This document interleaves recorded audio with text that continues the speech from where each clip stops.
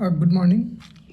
हम लोग जो आज देखेंगे वो देखेंगे प्रतिरोध के नियम कि रेजिस्टेंस का नियम क्या होता है, प्रतिरोध का नियम क्या होता है।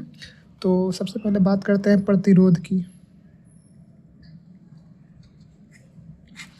हम लोग जानते हैं एक प्रतिरोध का सिंबल ये होता है, ठीक है, और इसका जो यूनिट होता है वो ओम होता है, ठीक है। अब बात करते हैं कि प्रतिरोध की कि इसमें इसका नियम कैसे काम करता है, क्या ये फंक्शनल होता है, इसकी बात करते हैं। तो समझिए कि एक किसी भी एक मान लीजिए ये तार ले लेते हैं हम लोग, एक कंडक्टर, ठीक है। तो प्रतिरोध इसमें कैसे डिसाइड होगा, ये नियम उसी के बारे में बात करता है, ठीक। तो सबसे पहले इसकी जो ये लंबाई है, ये लंबाई ये कहता है कि प्रतिरोध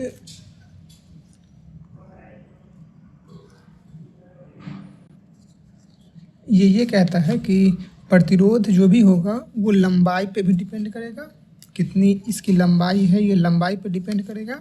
फिर ये जो एरिया दिख रहा है, ये क्षेत्रफल है, क्षेत्रफल क्या होगा उस पर भी डिपेंड करेगा। और जो ये बना हुआ कंडक्टर है ये किस से बना हुआ है, इसका किस मटेरियल से बना हुआ है, ठीक है, इस पे डिपेंड करेगा। तो इसमें सबसे पहले बात करते हैं लंबाई की। तो जब प्रतिरोध होता है R, वो लेंथ पे डिपेंड करेगा। लेंथ कैसे डिपेंड करेगा?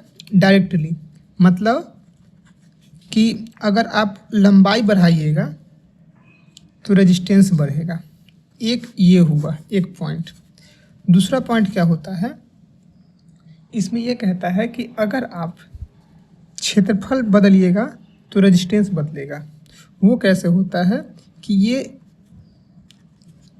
उल्टा होता है, मतलब आप क्षेत्रफल जितना बढ़ाइएगा रेजिस्टेंस उतना घटेगा, ठीक है। क्षेत्रफल जितना बढ़ाइएगा रेजिस्टेंस उतना घटेगा, ये कहता है वो। और तीसरा कहता है कि जो रेजिस्टेंस होता है ये जिस मटेरियल से बना हुआ है उस पर डिपेंड करेगा। और उस मटेरियल को दिखाने के लिए हम लोग लिखते हैं रो, इसको बोलते हैं रो, ठीक है। ये तीन चीज़ किसी भी मटेरियल के प्रतिरोध के बारे में बताता है, ठीक है। तो आप ऐसे समझ लीजिए जब तीनों को कंबाइंड करेंगे तो कुछ वैल्यू ये होगा, R बराबर रो L बाई ए। ये फॉर्मूला हो गया रेजिस्टेंस का कि रेजिस्टेंस रो L बाई ए पे काम करता है। अब एक चीज़ समझिए आप कि ये कैसे काम कर रहा है। तो सपोज कि इलेक्ट्रॉन को यहाँ मूव करना है और जितना लंबाई बढ़ाइएगा इलेक्ट्रॉन उतना ज़्यादा मूव करने में दिक्कत होगा, उसको परेशानी होगी। तो इसलिए लेंथ बढ़ाने पे इंक्रीज किया। अब वही इलेक्ट्रॉन को आप ज़्यादा रास्ता दीजिएगा जाने के लिए तो वो आसानी से जाएगा, इसलिए एरिया बढ़ाने पे, क्षेत्रफल बढ़ाने पे रेजिस्टेंस हमारा कम हो जा रहा है। और जो मटेरियल जैसा बना उस पर डिपेंड करेगा। मान लेते हैं कोई मटेरियल बहुत अच्छा है जो आसानी से करंट पास होने देता है, मान लीजिए चांदी को लेते हैं, तो चांदी को लेंगे तो करंट आसानी से जाएगा, मतलब चांदी का जो रॉ है वो बढ़िया है। उसी कंडीशन में अगर ये कुछ ही मतलब मान लेते हैं एल्युमिनियम को लेते हैं, चांदी की तुलना में उसका कम है तो रेजिस्टेंस उसमें ज़्यादा होगा। तो डिपेंड करता है कि आप रॉ कैसा मटेरियल का लेते हैं उस पर। जिसका रॉ ज़्यादा होगा उसका मतलब रेजिस्टेंस ज़्यादा होगा, जिसका कम होगा उसका रेजिस्टेंस कम होगा। ये प्रतिरोध का नियम होता है, ठीक है। अब बात करते हैं प्रतिरोध के नियम पे कुछ न्यूमेरिकल देख लेते हैं। उदाहरण के लिए मान लेते हैं एक मटेरियल है, ठीक है। एक क्वेश्चन देख लेते हैं कि एक मटेरियल है जिसका लेंथ है दिया हुआ 2 मीटर, ठीक है। क्रॉस सेक्शन एरिया मीटर में ही दिया हुआ है 1 मीटर स्क्वायर, ठीक। और इसका जो रॉ है, रॉ को बेसिकली जो स्पेसिफिक रेजिस्टेंस बोलते हैं अंग्रेजी में, और हिंदी में बोलते हैं क्या हिंदी में बोलते हैं इसको, विशिष्ट प्रतिरोध, कि मतलब वो प्रतिरोध किसी खास मटेरियल के लिए ही वैल्यू होता है, ठीक है, वो हो गया। और जो विशिष्ट प्रतिरोध का मान दिया हुआ है वो दिया हुआ है, आप सपोज करिए कुछ भी ले लेते हैं, मान लेते हैं 1 ओम मीटर, इसका यूनिट ओम मीटर होता है, ये ध्यान रखिएगा। ठीक है, तो हम लोग का गिवन क्या है, लेंथ गिवन है 2 मीटर, एरिया गिवन है 1 मीटर स्क्वायर क्षेत्रफल, और जो रो गिवन है, जो मटेरियल का क्वालिटी है वो दे रहा है कि 1 ओम मीटर, मतलब 1 मीटर पे 1 ओम बनता है, ऐसे एफिशिएंसी निकलता है इसका। तो हमसे पूछेगा कि इसका रेजिस्टेंस का मान क्या है, तो हम लोग ये फॉर्मूला जान रहे हैं, रॉ बराबर आर रेजिस्टेंस प्रतिरोध बराबर raw L by A. Raw का मान 1 ओम मीटर गुने लेंथ कितना है 2 metre, 2 metre by area 1 metre square. इससे ये कटा, इससे ये कटा, और फाइनली इक्वल टू 2 ओम। ये हम लोग का रेजिस्टेंस का मान आ गया। ठीक है, इस तरीके से प्रतिरोध से संबंधित किसी भी रेजिस्टेंस के मान को हम निकाल सकते हैं। और एक चीज़ और ध्यान है कि इस पर और प्रश्न कैसे पूछा जाता है, किसी भी एग्जाम्पल में आपको दे देगा कि किसी भी मटेरियल का लेंथ दिया हुआ है, एरिया दिया हुआ है, रॉ दिया हुआ है, और बोल देगा कि हम लोग लेंथ कम कर दिए तो प्रतिरोध क्या होगा। तो वहाँ आपको ये फॉर्मूला अप्लाई करना कि अगर लेंथ कम कर दिए तो प्रतिरोध घट जाएगा, अगर क्षेत्रफल बढ़ा दिए तो प्रतिरोध घट जाएगा। ऐसा करके आप उससे अच्छे खासे न्यूमेरिकल को आप सॉल्व कर सकते हैं। ठीक है, उसके बाद हम लोग आगे देखते हैं कि प्रतिरोध के बारे में कि कैसा कैसा प्रकार का प्रतिरोध होता है। तो प्रतिरोध की प्रकार की बात करें तो सब मतलब बहुत से प्रकार का होता है, लेकिन जो स्पेशल में डिस्कस करेंगे वो देख लेते हैं प्रतिरोध के प्रकार।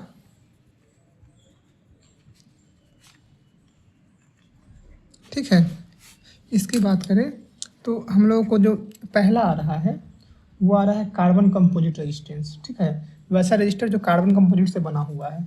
ठीक, कार्बन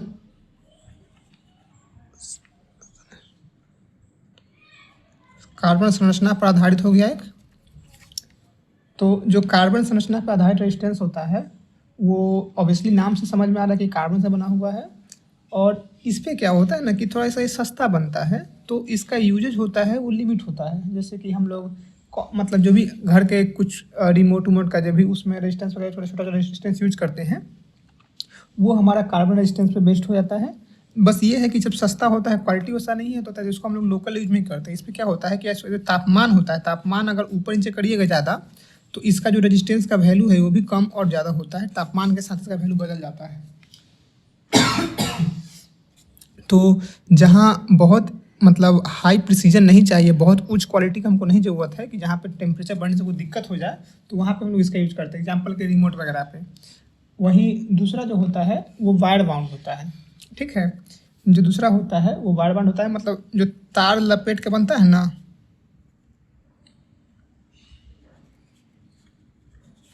वायर बाउंड होता है, इसको अंग्रेजी में वायर बाउंड बोलते हैं। सिंपली मतलब आप एक कोई कोड ले लीजिए, ठीक है, उस पर आप क्या करिए कि वायर को बाउंडिंग कर दीजिए, इसी को बोलते हैं वायर बाउंड रजिस्टर।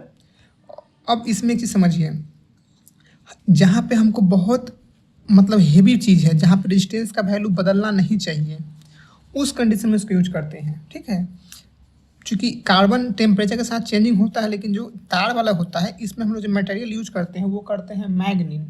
आपने नाम सुना होगा मैग्नीन या फिर कांस्टेंट का यूज करते हैं। ये जो दोनों होता है इस पे कितनों आप टेम्परेचर बढ़ा दीजिएगा इसका रेजिस्टेंस बदलता नहीं है। अब मतलब बदलता भी तो बहुत कम। तो जहाँ हमको हाई प्रिसीजन चाहिए, जहाँ पे बहुत अच्छी क्वालिटी में चाहिए, प्रिसीजन बहुत अच्छी चाहिए, वहाँ पे हम लोग इसका यूज करते हैं। जैसे मान लेते हैं कि हम लोग मल्टीमीटर बनाते हैं, ठीक है, तो जो मल्टीमीटर बनाते हैं उसमें इस सब का यूज करते हैं ताकि मेरा रेजिस्टेंस का वैल्यू टेम्परेचर इधर उधर होने में बदले नहीं और हम आसानी से इसको यूज कर सके और रिलायबल हो सके। कोई बहुत हेवी सामान है जिसमें रेजिस्टेंस का यूज करना है, बहुत महंगा सामान है और बहुत इंपॉर्टेंट उससे डेटा हमको मिल रहा हो, तो वहाँ पे हम लोग इसे यूज करेंगे। महंगा चीज़ में जहाँ प्रिसीजन बहुत ज़रूरत है, जहाँ पे हम लोग को सटीकता बहुत चाहिए, आसान भाषा में एकदम सही हमको वैल्यू दे वो। और दूसरा कि बहुत हाई वोल्टेज पे भी काम करता है ये, तो जहाँ पे बहुत शक्ति का, हाई वोल्टेज नहीं कहेंगे उसको, बेसिकली हाई पावर कहेंगे, जहाँ बहुत हेवी पावर का यूज होता है उसमें हम लोग मैग्नेट का यूज करते हैं, क्योंकि इसमें टेम्परेचर बढ़ने पे ये बदल नहीं जाता है, तापमान से कोई प्रभाव चेंज नहीं होता है। उसी तरीके से होता है फिल्म रजिस्टर। तो जो फिल्म रजिस्टर होता है,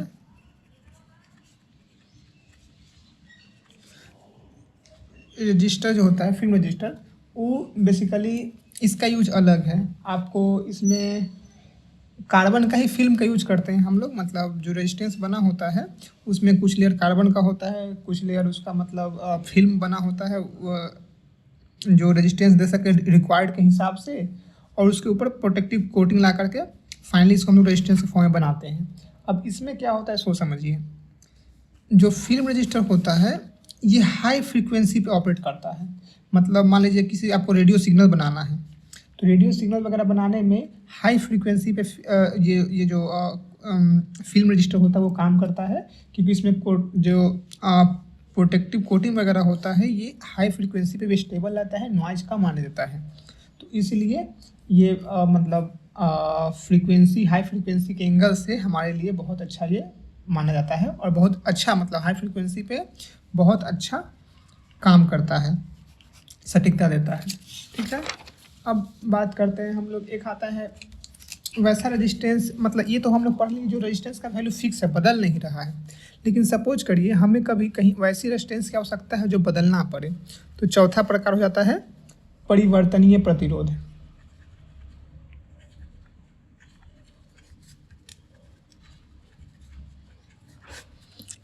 ये क्या करता है कि आपको मान लीजिए हम एक कोई किसी चीज़ को बनाए हुए हैं, कोई भी इलेक्ट्रिकल इक्विपमेंट है, इसमें हमको अभी 2 ओम चाहिए, फिर 10 मिनट बाद हमको 5 ओम चाहिए, तो अब हम हर बार रेजिस्टेंस को निकाल कर दूसरा रेजिस्टेंस लगाएंगे तो नहीं।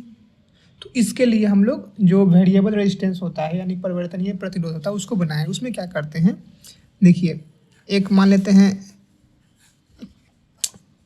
ले लिए मटेरियल, अब इसमें क्या किया कि हम लोग रेजिस्टेंस का वाइंडिंग कर दिए, लगभग ये पूरा इंसुलेटेड है, इस पर इंसुलेशन कोटिंग किया हुआ कि कांटेक्ट नहीं बनाएगा, लेकिन किसी खास पोर्शन पे इंसुलेशन हटाया रहता है। एक हम लोग यहाँ लगा दिए रेजिस्टेंस का तार, और दूसरा एक हम लोग नॉब लगा दिए जो इसको इधर भी और इधर भी मूव कर सकते हैं, और इसके बीच में हम लोग रेजिस्टेंस लेंगे। अब हम बताए हैं आपको रॉ बराबर आर बराबर रॉ एल बाई ए होता है। तो जब हम इस पॉइंट से इस पॉइंट के बीच में रेजिस्टेंस नापेंगे तो मेरा लेंथ ये रहेगा, दूसरा पॉइंट हम लोग यहाँ तक ले आते हैं, दूसरा मान लेते हैं, ये पहला मान लिए दूसरा मान लिए, तो मेरा लेंथ यहाँ से लेके यहाँ तक अब काउंट होगा। उस कंडीशन में मेरा लेंथ बढ़ जाएगा तो रेजिस्टेंस का मान बढ़ जाएगा। तो इस तरीके से इसको हम लोग मूवमेंट करके रेजिस्टेंस का मान बदलते हैं। ये हो गया मेरा परिवर्तनीय रेजिस्टेंस यानी वेरिएबल रेजिस्टेंस। तो कुछ ये मतलब रेजिस्टेंस का प्रकार हुआ, सबका अपना अपना यूज है। जैसा कि मैंने पहला बताया, कार्बन कंपोजिट रेजिस्टेंस बना हुआ है, कार्बन संरचना वाला, उसका क्या यूज है कि जो डेली यूजेज है, मतलब रिमोट, टीवी, रेडियो, इस सब में हम उसको यूज करते हैं, जहाँ पे टेम्परेचर बहुत ज़्यादा हैवी नहीं जाता हो, नॉर्मल यूजेज वगैरह हो, उनको हाई प्रिसीजन, बहुत ज़्यादा सटीकता नहीं चाहिए। दूसरा होता है वायर बाउंड, जहाँ पे हम लोग को बहुत हैवी मतलब प्रिसीजन चाहिए, सटीकता चाहिए, मेजरमेंट करना हो, उसमें हमको रेजिस्टेंस का यूज करना हो, तो उस सब में हम लोग वायर बाउंड करते हैं। और जो वायर बाउंड होता है वो मैग्नीन या फिर कॉन्स्टेंटेंट का बना होता है। ठीक है, अगला बताएं फिल्म रजिस्टर, फिल्म प्रतिरोध वाला। उसमें क्या था कि हम देखे हैं कि जहाँ पे फ्रीक्वेंसी बहुत है वहाँ जो वायर बाउंड वाला होता है इसमें इंडक्शन वगैरह की वजह से नॉइज आ जाता है। ठीक है, तो वायर बाउंड के केस में नॉइज आता है, इसलिए हाई फ्रीक्वेंसी पे हम लोग फिल्म कोटिंग रजिस्टर का यूज करते हैं। इसमें क्या होता है कि ऊपर एक प्रोटेक्टिव कोटिंग दिया रहता है, अंदर के जो कार्बन रजिस्टर होते हैं उसके ऊपर एक प्रोटेक्टिव कोटिंग दिया जाता है। तो प्रोटेक्टिव कोटिंग क्या करता है कि बाहर से आने वाले सब नॉइज को कैंसिल आउट कर देता है, और मेरा इस कंडीशन में नॉइज भी कम रहता है, हाई फ्रीक्वेंसी पे यूज भी कर सकते हैं, और काफ़ी सटीक काम करता है। और सबसे आखिरी वैसा रजिस्टेंस जिसका वैल्यू हम लोग बदल सकते हैं ज़रूरत के हिसाब से, तो वो मैंने बता दिया, ये परिवर्तनीय प्रतिरोध। ठीक है, अब आगे एक बहुत महत्वपूर्ण टॉपिक है, उसको बोलते हैं हम लोग वेटस्टोन ब्रिज। ठीक है,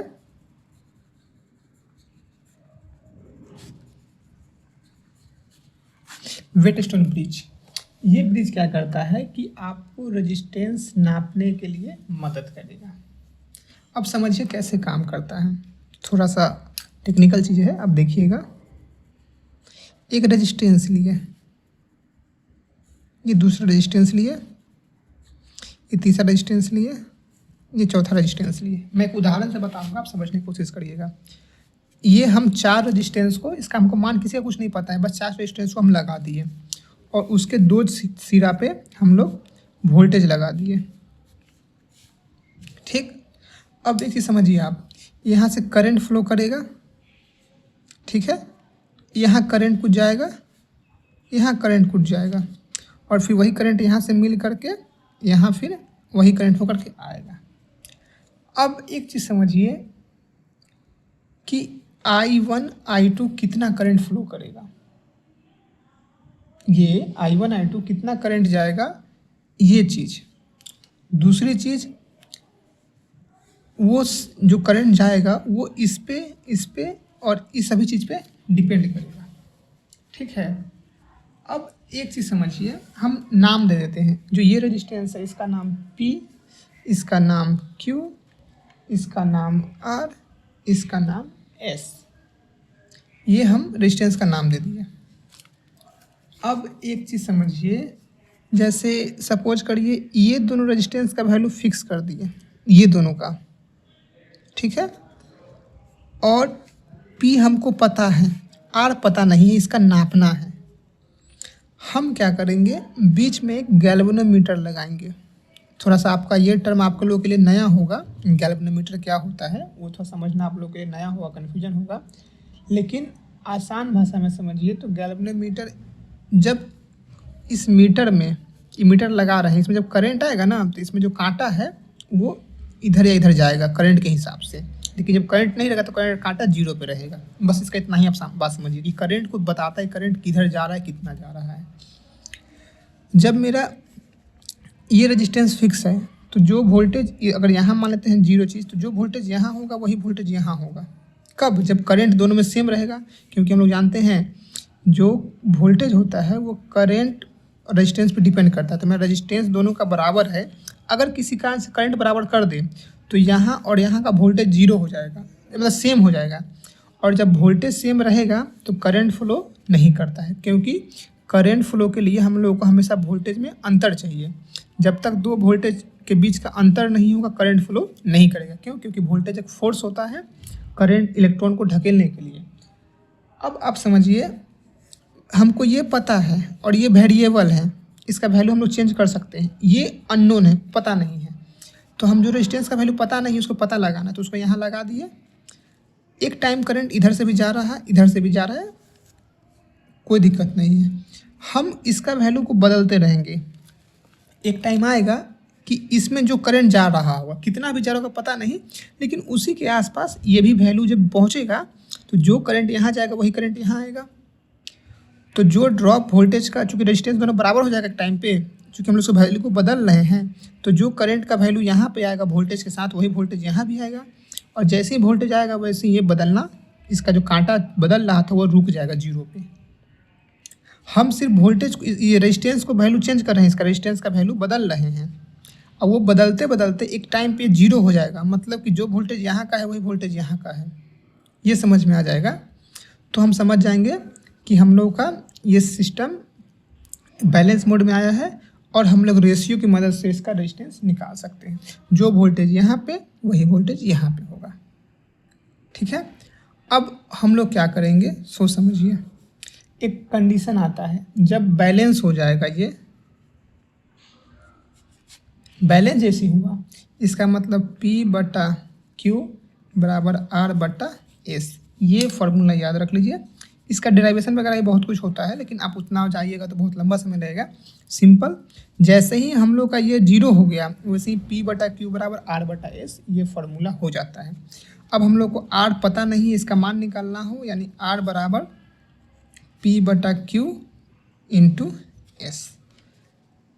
यही हम लोग का फार्मूला होता है जिसकी मदद से हम लोग अननोन रेजिस्टेंस को निकालते हैं म्यूटेशन ब्रिज में। ये आप रिलेशन जरूर याद रखिएगा, इससे सीधा प्रश्न पूछे जाते हैं। ठीक है, अब हम लोग जब म्यूटेशन ब्रिज देख लिए हैं तो आगे चलते हैं और देखते हैं कि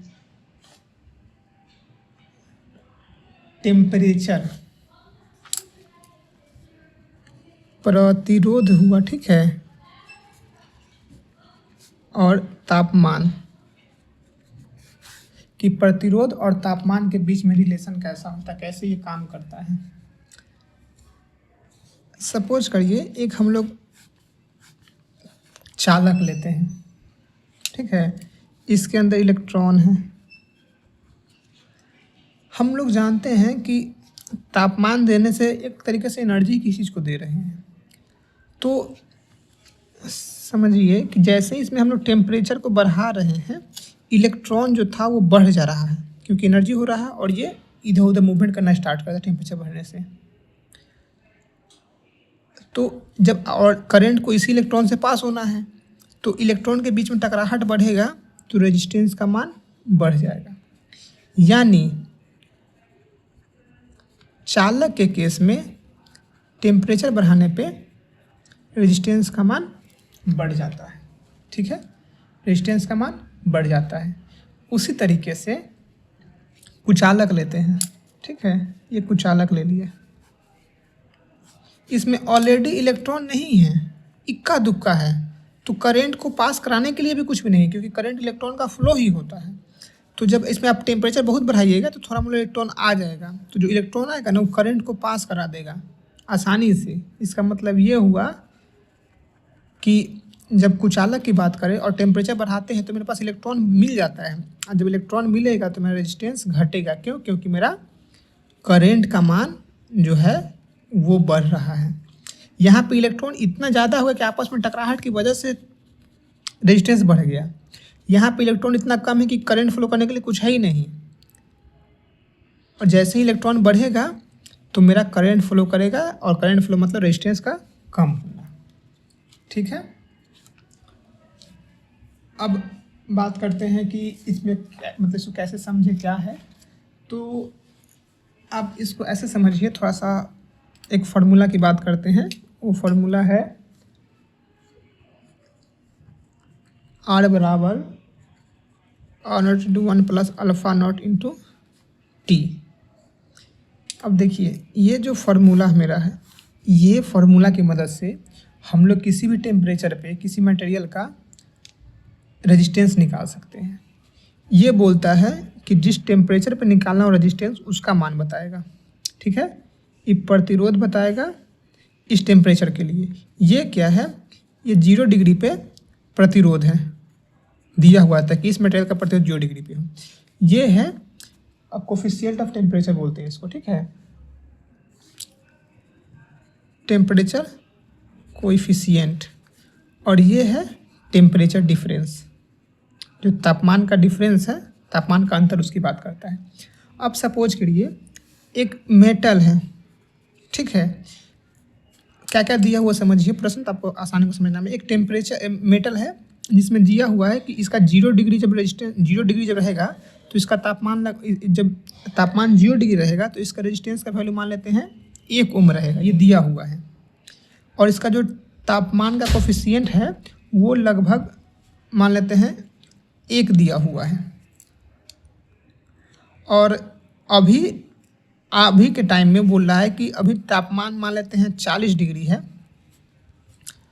तो इसका रेजिस्टेंस क्या होगा 40 डिग्री पे वो निकालने के लिए। तो यही फॉर्मूला का यूज करेंगे। R40 बराबर R0 दिया हुआ है 1 ओम, 1 ओम इंटू 1 प्लस अल्फ़ा दिया हुआ है 1 इंटू टेम्परेचर कितना अंतर हुआ 0 डिग्री से 40 डिग्री के बीच में 40 डिग्री का, यानी 40 कितना हो गया 1 और 40 यानी 41 ओम, यानी 40 डिग्री पे ये 41 ओम के आसपास का रेजिस्टेंस होगा। अब आपको लग रहा हो कि 40 डिग्री बढ़ने पे इतना बढ़ गया, ये प्रैक्टिकल नहीं बस एग्जाम्पल है। प्रैक्टिकल जब प्रैक्टिकलिटी के देखिएगा ना तो जो अल्फ़ा का वैल्यू है वो 0.0000012 ऐसे आता है, बहुत माइनर चेंजिंग होता है टेम्परेचर के हिसाब से। तो ये जो अल्फ़ा है, जो टेम्परेचर कोफिशिएंट है यानी तापमान का जो कोफिशिएंट है, ठीक है, ये किसी चीज़ के बारे में बताता है कि तापमान बदलने से, कम या ज़्यादा होने से उसका रेजिस्टेंस कम होगा या ज़्यादा होगा, वो चीज़ को दिखाता है। उदाहरण के लिए चालक को लेते हैं। चालक क्या होता है, तापमान बढ़ने पे रेजिस्टेंस बढ़ रहा है, मतलब पॉजिटिव हुआ। कुचालक क्या होता है? तापमान बढ़ने पे रेजिस्टेंस घट रहा है, मतलब निगेटिव हुआ। ये हमारा प्रतिरोध के और तापमान के बीच का रिलेशन है। ये फार्मूला याद रखिए। ये जो हुआ टेम्परेचर कोफिशिएंट, उसको ध्यान रखिए कि चालक के केस में ये पॉजिटिव होता है, कुचालक के केस में ये निगेटिव होता है। और एक चीज़ और आता है जिसको हम लोग बोलते हैं सेमीकंडक्टर, अर्धचालक। तो अर्धचालक को हम लोग जब अर्धचालक पढ़ेंगे वहीं पे देख लेंगे इसका टेम्परेचर के रिस्पेक्ट में इसका क्या फंक्शन और कैसे काम करता है। ठीक है। एक और टॉपिक है और जिसको बोलते हैं कि प्रतिरोध नापने के लिए क्या क्या कैसे कैसे यूज करते हैं। तो देखिए, प्रतिरोध को हम लोग पहले 3 पार्ट में बांट लेते हैं नापने के एंगल से। ठीक है।